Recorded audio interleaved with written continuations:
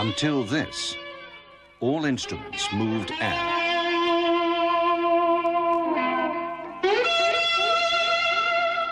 This one moves electrons.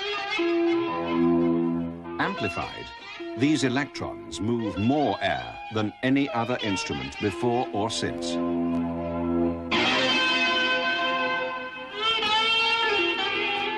This is the electric guitar, a machine for moving the spirit.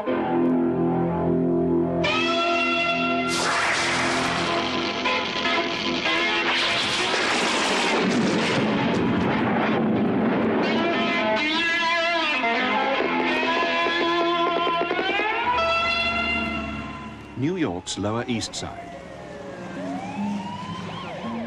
Fat Tuesday's Jazz Club. Monday night, Les Paul night. Still playing, age 73, Les Paul almost invented rock guitar. One of the first guitarists to lend his name to the instrument, the Gibson Les Paul.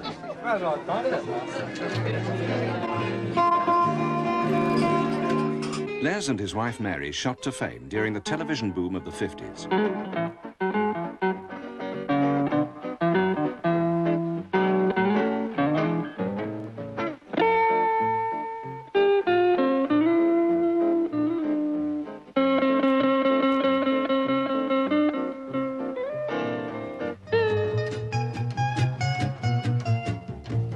"30 years on,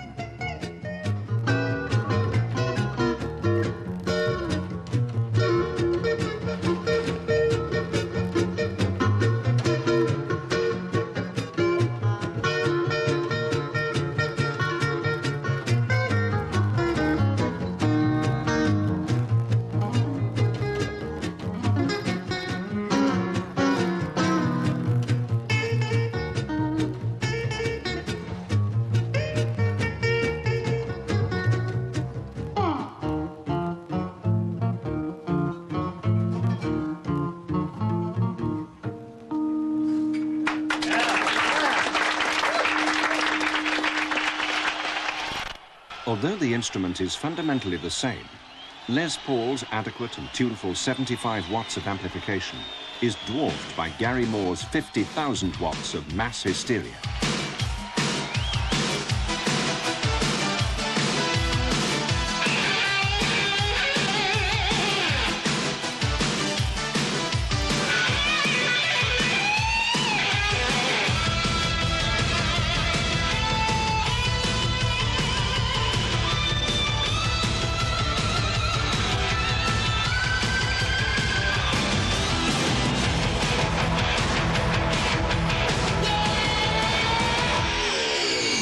Pop concerts, of course, come very close to religious rituals in a number of ways.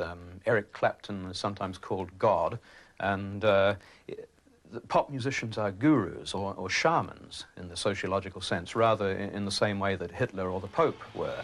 Charismatic individuals have the power to excite passions and, in fact, hysteria in large numbers of people who are gathered together with that high priest before them.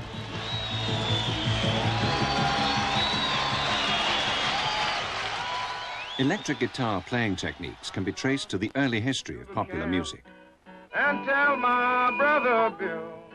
The wailing harmonica and snatchy acoustic guitar playing of Sonny Terry and Brownie McGhee create a primitive template for the later sound of rock and roll. And then I looked around. Was a northern and a southern, and that'll people down. Woo! Hey, hey, hey. Hey, Lord, Lord, hey, Lord. Hey, hey, hey. Lord, Lord, Lord, hey, Lord. Roll on, roll on, roll on, Red River, roll on.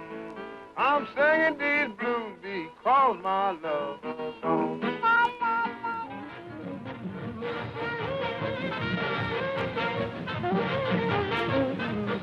In the popular music of the day, the guitar is seen but not heard. The all-important volume comes from massed brass sections. For the guitarist, almost hidden behind the saxophone, his role is rhythm, to beat time.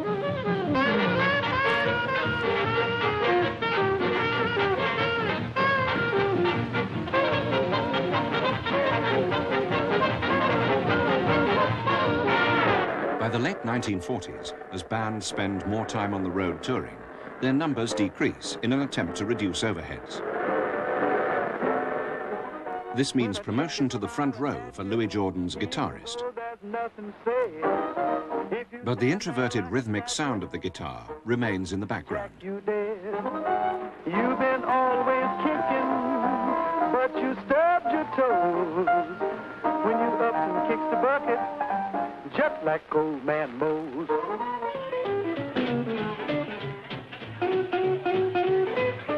It was a young black guitarist who established a technique for playing the newly discovered amplified guitar.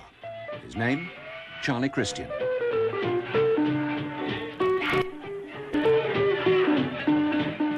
Reminiscent of contemporary saxophone playing, Christian's style is still modern.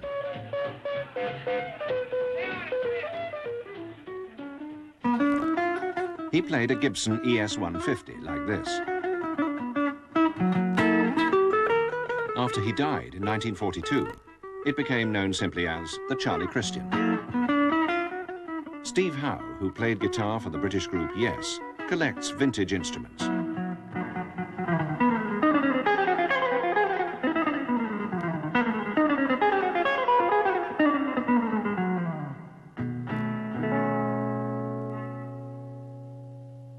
Charlie Christian played in a very kind of happy way. There was this flavour of excitement but happiness too in his music, and that came through with his long lines. Never before had a guitarist done the kind of and kept going. Some of our guitarists were very short burst players, you know, and they had a few licks and that was it. But Charlie really did establish the guitar as a fluid improvising instrument.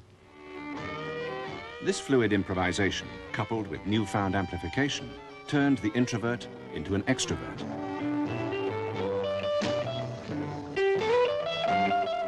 The electric guitar took off with names like Telecaster, Stratocaster, and the Flying V.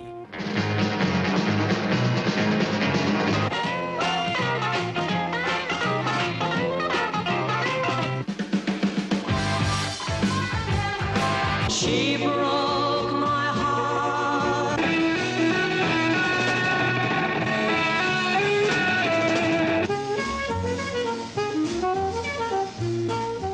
An electric guitar can be solid with just enough space grouted out to hold the electromagnetic pickups.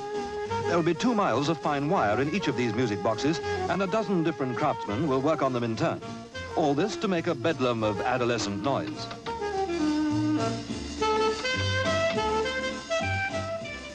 The neck of the guitar with its fingerboard is the critical unit. It must remain dead true under the tension of 6 heavy gauge strings.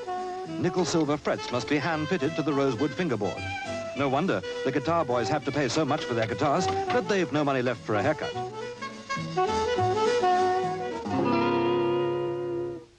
Surprising when you consider the noise they make, that each and every guitar is scientifically tuned, just as if they were real musical instruments. And now it's ready for someone like David Michael from the Unit 4+2 group to try out in rehearsal at London's Ad Lib Club. Never been in love like this before.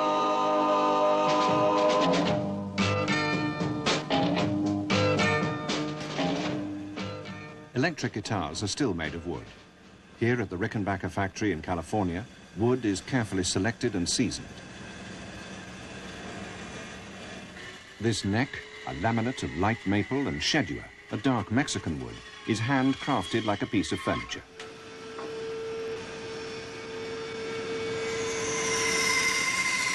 The laminate helps to give extra strength under the tension of 6 strings.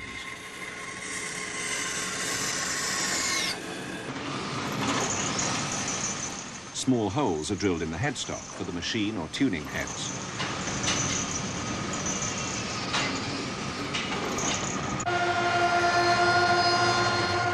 This seasoned single piece of maple is for the body. It's routed out to give space for pickups, volume and tone controls. The depth and position of the cuts is carefully calculated.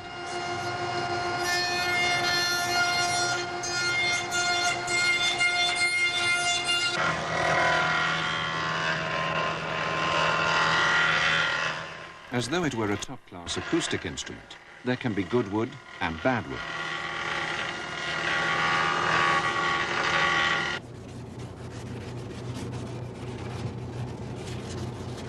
All this care and attention does not guarantee good sound.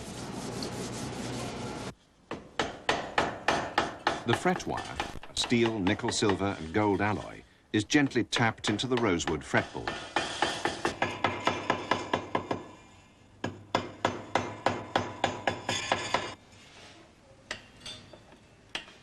Each fret marks another note up the scale for each string. Colour and layers of lacquer enhance the looks and resonance of the wood.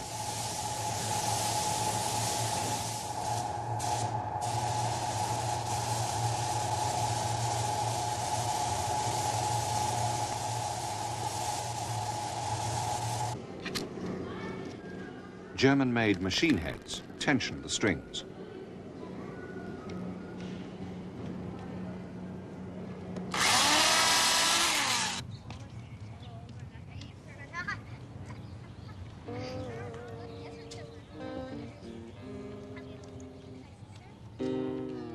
Although this is the sound of an electric guitar, what you are hearing depends almost entirely on the wood. The ability of wood to hold or sustain the notes is all important.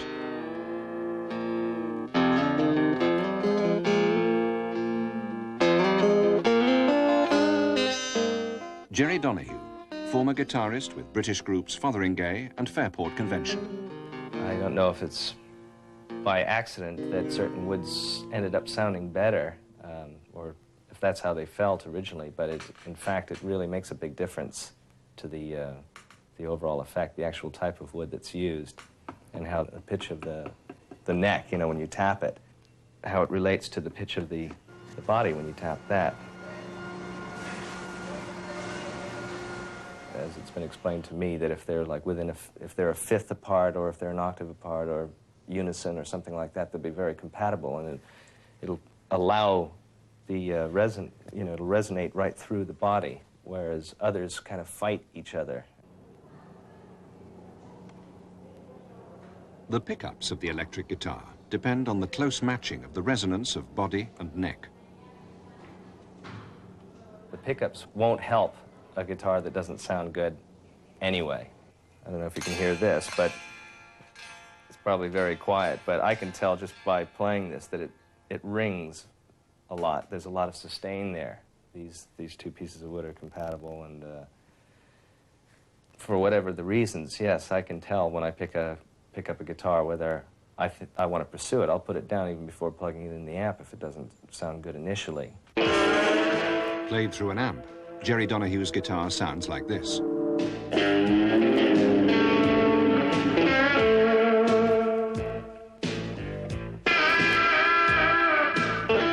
This amplified sound comes from small pickups designed and made by Seymour Duncan. A guitar pickup is a generating device that picks up the string vibration. When you hit a chord, the sound that comes out is generated into an alternating current from the string vibration, which moves a magnetic field. A pickup consists of a calibrated magnet, which can be 6 small magnets or pole pieces.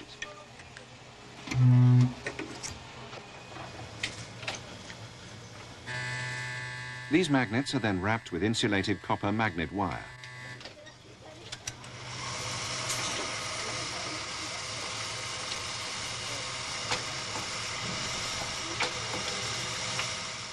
The strength of the magnet, the number of turns and the thickness of the copper magnet wire all determine the eventual sound of each pickup.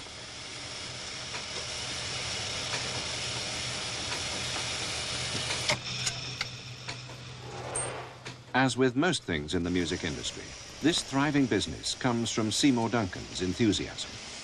I started playing guitar when I was about 13, and I had other friends who I thought the guitar was a really neat thing. I saw the Ted Mack Show, which was a popular TV show, and a guy was playing the guitar, jumping around. I said, oh, I like playing the guitar.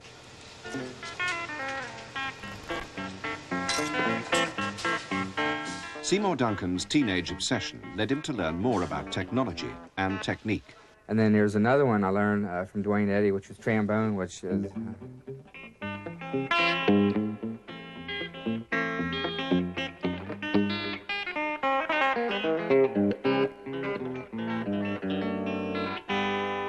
And then between listening a lot to Roy Buchanan, there's another guitar player, Arlen Roth, you know,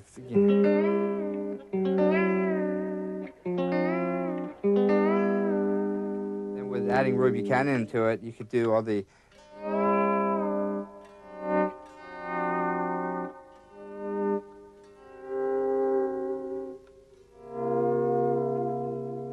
then you add a cross between like some Beck or Jerry Reed, you know.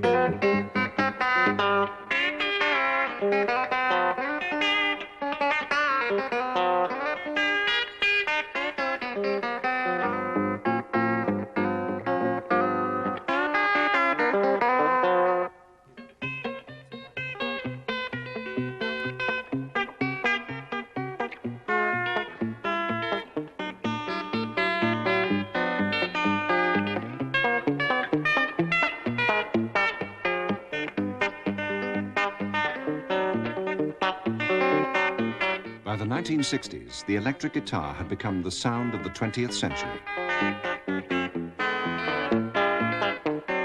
It rapidly spawned its own folklore.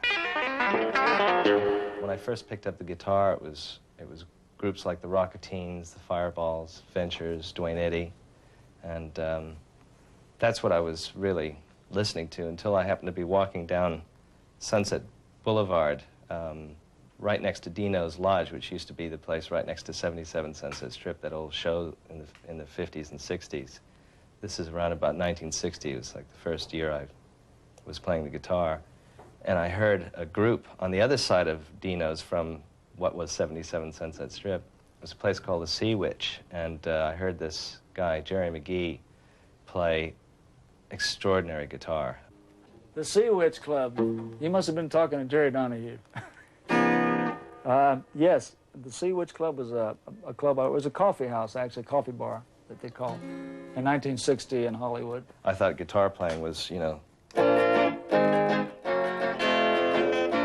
type of thing. That's like, and bending strings was out of the question. You know, I had the wound third. You know, the very most you could maybe get a slight bend on the second string for rock and roll type things.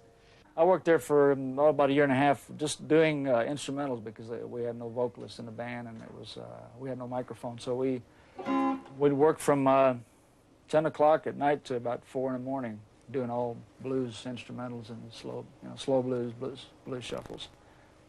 And that's where I met Jerry Donahue. I spoke to him later, and he actually gave me a few lessons at my home. My dad asked if he'd be prepared to, so on his way to work, a couple of times a week, he'd stop by the house, which was just, a block away, and show me. And he told me he used Black Diamond strings and would use 2 seconds instead of a third, because, you weren't able to buy gauges like we have now. And he would do all this kind of, like playing with a thumb pick, which I can't do, but on the bottom string, and snapping strings like that kind of thing too, and bending, unbelievable. I started actually playing about 1952 with the guitar. Some of my heroes were Chet Atkins, of course, like I mentioned before, was one of my first influences, because he played with a thumb pick, and I thought that was kind of unusual. And I want you to listen to him now. Here he is playing the Black Mountain Rag, Chet Atkins.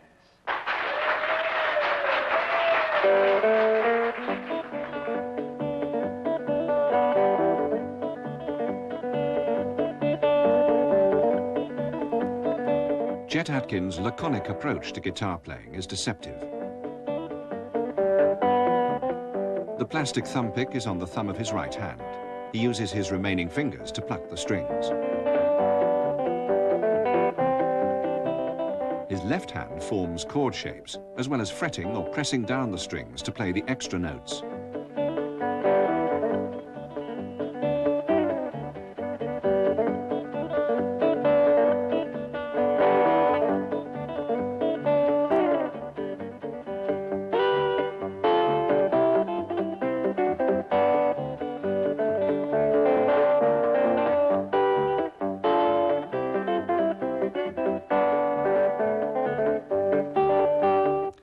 mainly it is in the right hand. For me it is, anyway, the technique.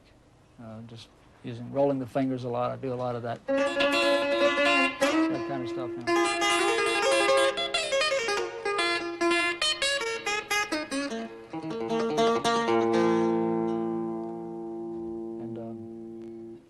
No, there's nothing, nothing special about the left hand. It's pretty much just plays the notes, that's about it. Donohue's left hand has perfected the difficult technique of string bending. Well, string bending is something that causes a note to go from, say, a tone to like a tone higher or a semitone higher. That type of thing. And so going from there.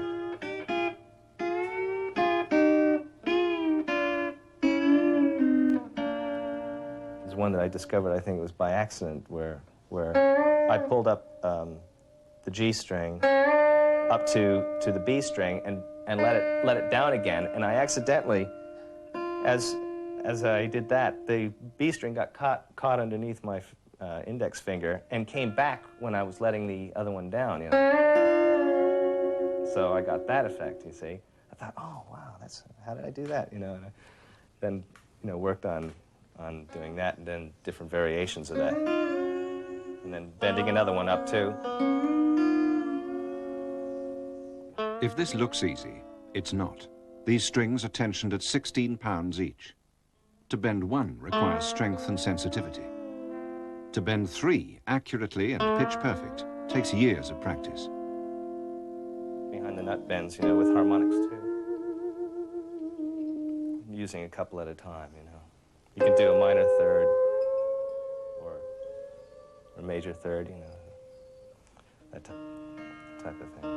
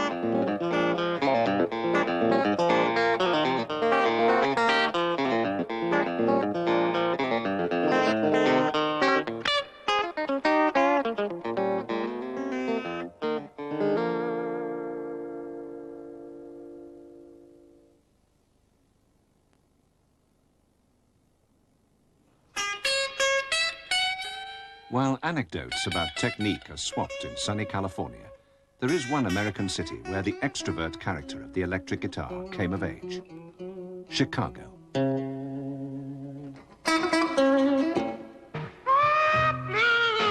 Why don't you let me be?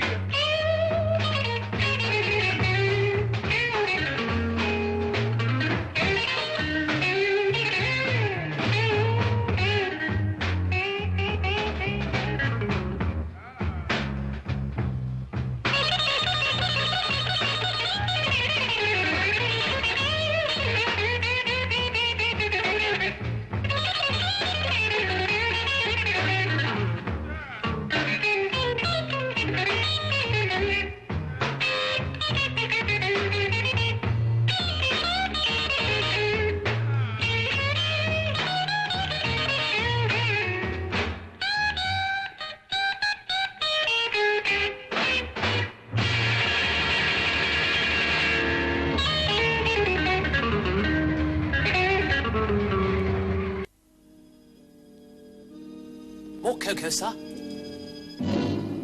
Iceberg! Stop all engines. Gun. 30 degrees starboard.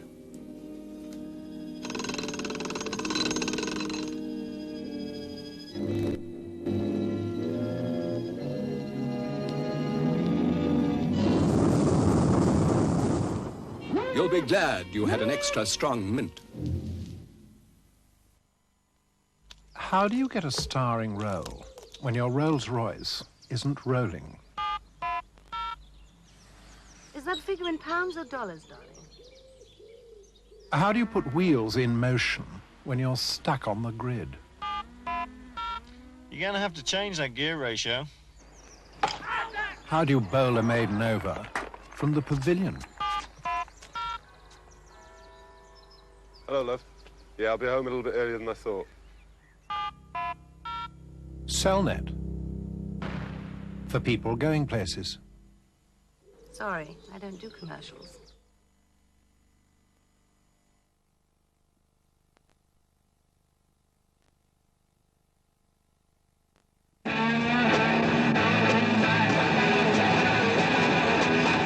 For many, this man is the greatest exponent of the electric guitar that ever lived. This is Jimi Hendrix at Monterey in 1967. Acrobatics, volume, feedback, distortion. The exploitation of one of the guitar's more obvious attributes.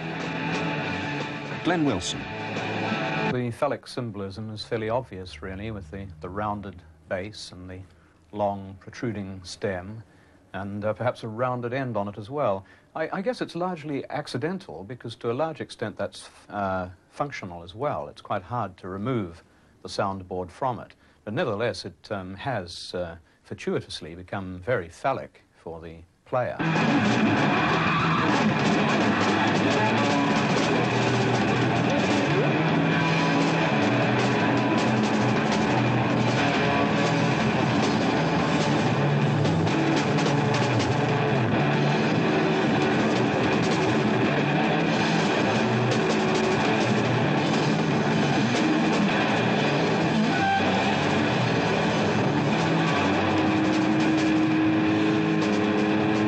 The sort of agony that you get in the guitar player obviously has sort of orgasmic connotations. It is quite unnecessary for the guitarist to put that amount of effort into his strings. So presumably it is there to express the agony and the ecstasy.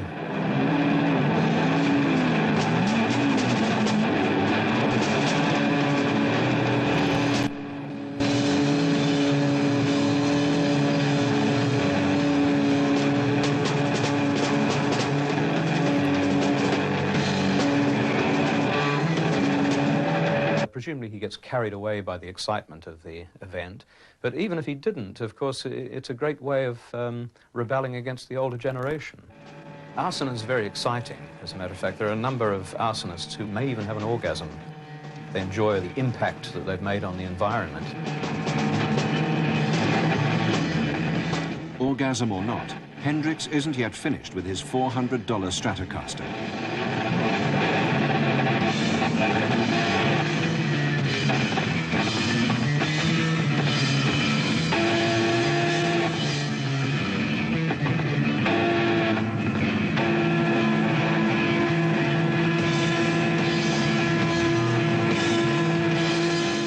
Former Police guitarist Andy Summers. To play loud, actually, requires sensitivity. Although it may sound like a paradox, to play really loud and make it sound musical and not just like totally unbearable takes skill. You have to learn how to play at high volume. It's just an odd thing. It's one thing to play an electric guitar very quietly, but it's another thing to play it at 300 or 400 watts and somehow contain it.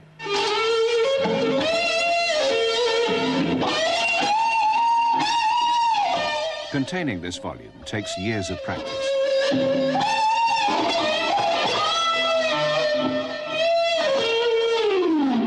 Acton, West London.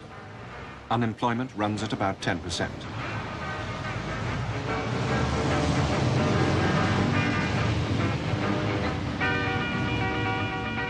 This is home for Dave Walker. one of the unemployed.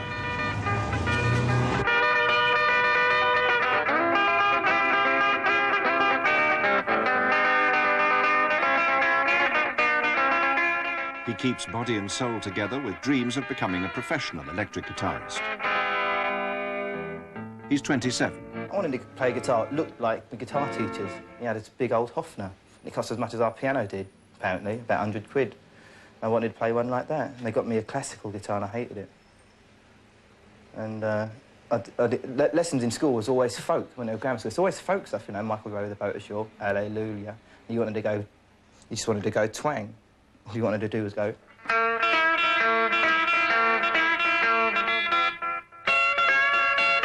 Obsessed with his small vintage collection, Dave Walker has a guitar for all occasions. You wouldn't wear jeans to a wedding, and you wouldn't wear a suit to do the gardening. Some of them are working guitars, some of them are just things I like to have around. You can't use them, but they're nice. Like the Hofner, the big blonde thing, that's something I always wanted, so I got one. I can't use it on stage, it's too weak. But look, it's nice, I used to use it for photographs. This one's nice, because it sounds nice and it looks nice and there's not many of them about. And I won't get rid of this one now. And the Fender Stratocaster's a good working guitar. You have to take care of that one, because it's like a taxi. It's your job. It's not your beach buggy. These are beach buggies. That's a taxi. He seemed square, but it wasn't. When you play his records at a proper high volume, you know, like an actual volume of an AC30, very loud, it's a very pleasant experience. It's loud, makes your ears bleed, and it's got a tune there, which is nice. And I mean, I just like the sound of an AC30 and a Fender. The whole thing to me is where it all is, really. Dave Walker's playing is expert but derivative. The result of hours of practice playing along to records.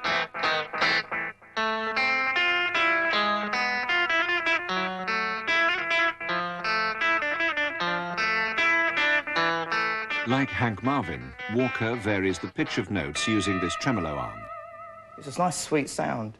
And it used to come at you from every... I don't know, I sound like a hippie or something, but it's just a nice...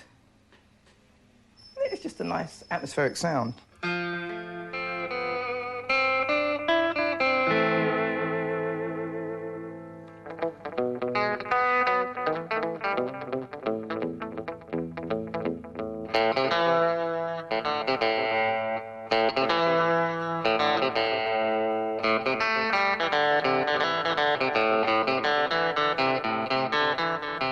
But performance doesn't count for much without a recording contract.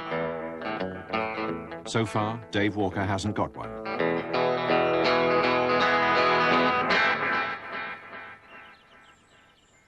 The Manor Recording Studio, near Oxford. At about £1,500 a day, you certainly need a recording contract to get in here.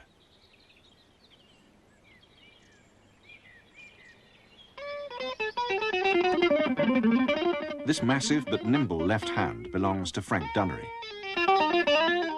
Age 23, he plays guitar for It Bites.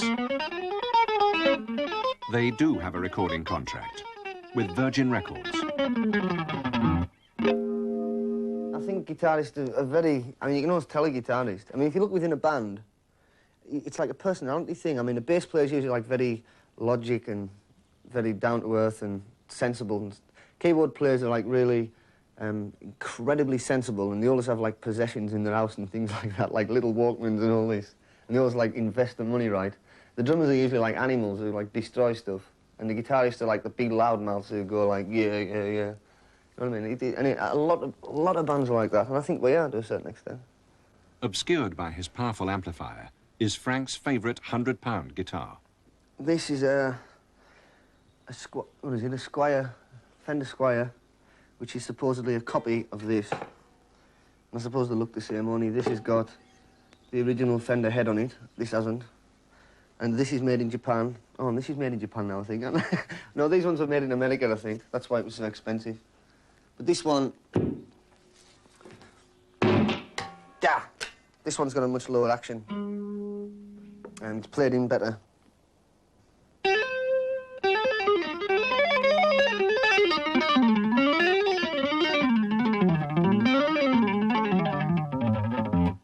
action is the distance between the string and the actual fret. Right, so, I mean, if it's high like that and you have to put your finger on it, it's hard to press down. And so if you want to do anything that's a bit tricky or a bit faster than other stuff, it's really hard to do. If the action's touching the strings, it's just basically like going like that. Because, I mean, you don't have to press anything down. It's, you know, it's already there. You just... In fact, I don't even have to touch the guitar. On this one. I couldn't do that on that one. That action's a bit... Well, I could, but it's a bit high.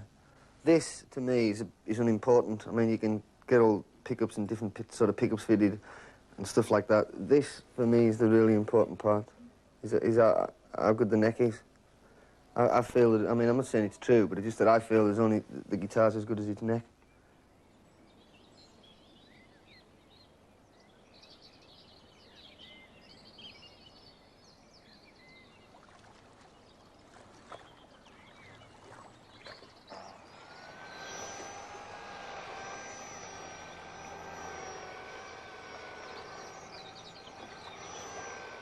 The quiet seclusion of the manor is designed to keep away distractions.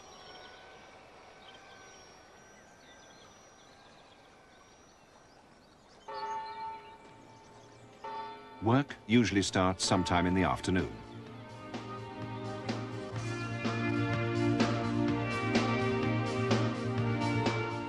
In this modern recording facility, Frank's guitar sound is ultimately the responsibility of their sound engineer, Mark Wallace.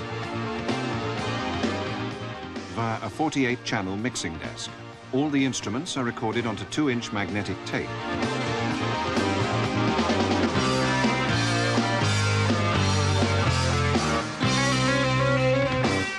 Wallace controls equalization, level, effects, and balance. You can, I mean, obviously here we can change the balance of it infinitely. So we could have maybe just a guitar coming in on its own. And then bring in maybe just the keyboards behind that.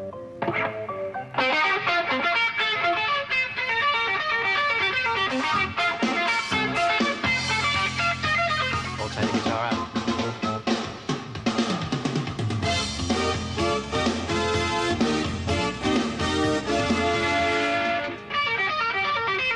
So obviously we've got complete control of the balance of the music in here. So really I suppose you'd say my job is to make them sound so the listener feels that they're at a gig, seeing the band on stage. And it's exciting, hear all the solos up at the right volume. Basically that's it, you know.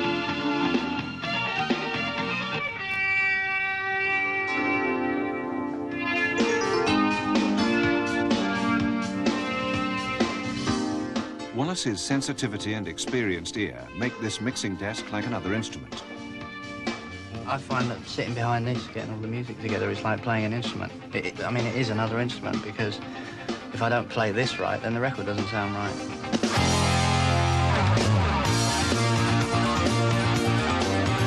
All the drums and guitar amplifiers are mic'd up to provide sound input for the mixing desk.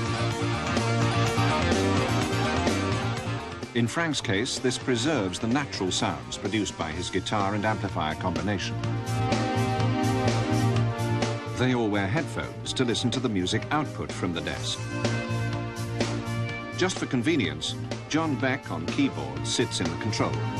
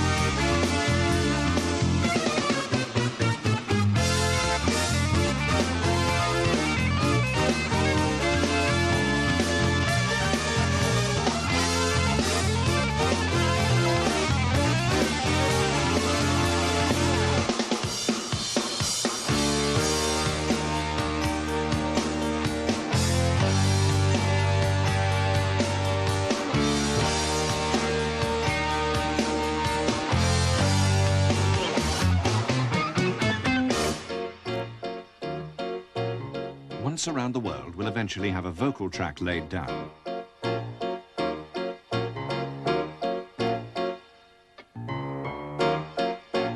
I think it's such a brilliant instrument that there's no reason for it to change. All that's really changed over the time is the amplification of the guitar. The actual guitar itself has remained the same because it's perfect, the design of it. Andy Summers. Some people consider that the great era of electric guitars was really like, you know, from the mid-50s to the mid-60s when, you know, the Les Pauls and the early Stratocasters were made. And in a sense, you know, this guitar, this is a 1961 Strat, it's never really been beaten. I mean, Leo Fender and Les Paul got it right, you know, and they were such classic shapes and so, you know, ultimately right to hold for, you know, on a human body that no one's ever really been able to do anything better. Whichever guitar he chooses, Andy Summers always seeks to adapt technique. But the natural built-in sounds of the instrument are still important. Something we did in the Police was to, you know, instead of playing just regular chord sequences, we used to break up the chords into arpeggios and add extra notes on, so you get something like, what's it called? Every Breath You Take would be played, instead of like...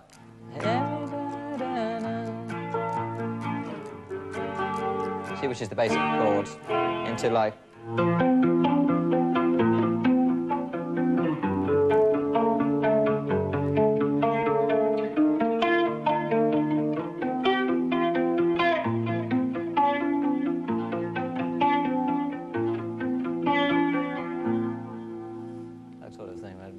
effective on the electric guitar. I mean, it filled up the whole sound. I would play that against just bass and drums, put it through a big PA, and you're happening. Summers has played the guitar since the early 60s. He has absorbed a wealth of jazz and rock influences. A truly versatile player, keen to experiment with sound and tone for effect. He's seen great leaps in the technology. Say since the mid-60s, the technology for the electric guitar has changed incredibly. When I started, I mean, basically it was just your guitar amplifier, one speaker and a little amplifier all contained in one box, and you had, you know, treble and bass, and if you were really lucky, you got a tremolo unit thrown in as well, and maybe a bit of reverb. Then gradually, you know, effects pedals started to be made. I mean, let's see, early ones would have been like the wah-wah pedal, which, you know, was pioneered by Jimi Hendrix, which later became an envelope filter. It got a bit more sophisticated, but that was where you worked the wah-wah to wah-wah-wah on the floor. And then all these little boxes started to come in, I guess, in the early 70s, things like the Phase 90 made by MXR, which is probably, you know, I remember like probably getting that on hire purchase at the time. This is not on hire purchase. It's Andy Summers' new effects rack.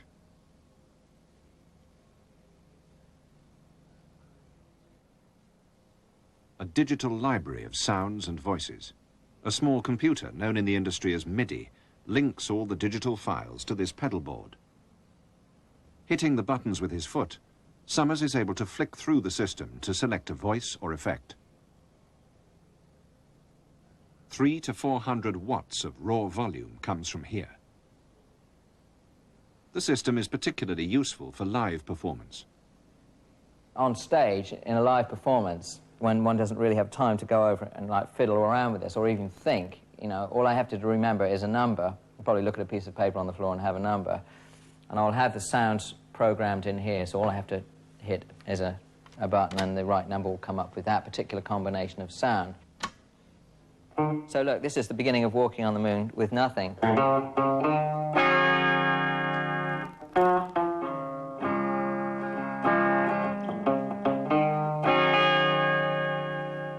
It's a pretty plain fare. But I can add in the effects of that and the echo, and it gets a little more modern sounding.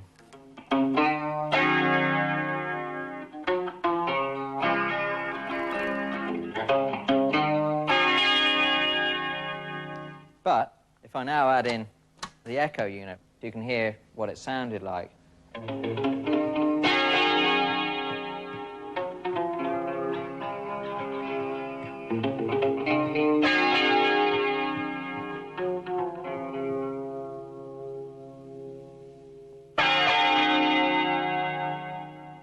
That repeat gives it that punch, which, you know, characterized, everybody knew what the beginning of the record was, so it was very integral. There is a seemingly infinite number of effects.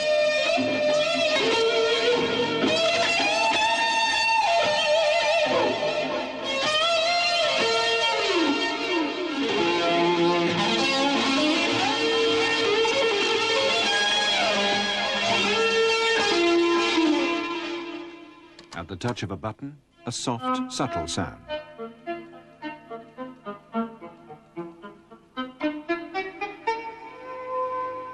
Like a pizzicato to a violin.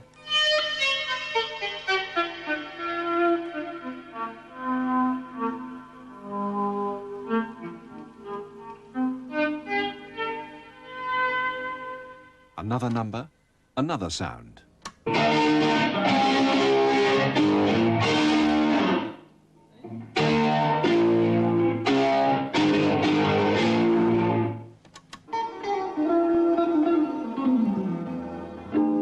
This effect is called backwards reverb.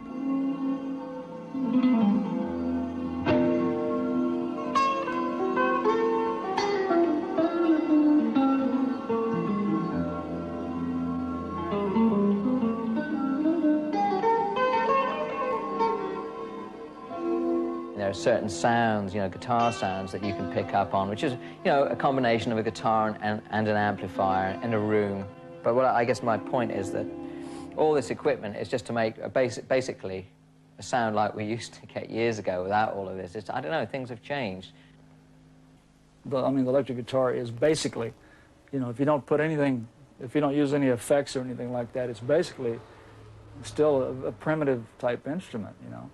But today they're adding a lot of sound effects and stuff like that. I like the instrument just the way it is, just stock, very basic. I don't care what anybody says. You can't get the sound of a guitar on, you know, even if you sample it into a synth, it doesn't happen like that. You get different harmonics off each note, more or less. You know what I mean? It's just, I think there might be different models and stuff come out. Like, say, the syntax, things like that. I mean, it's all healthy, great. But can't beat this.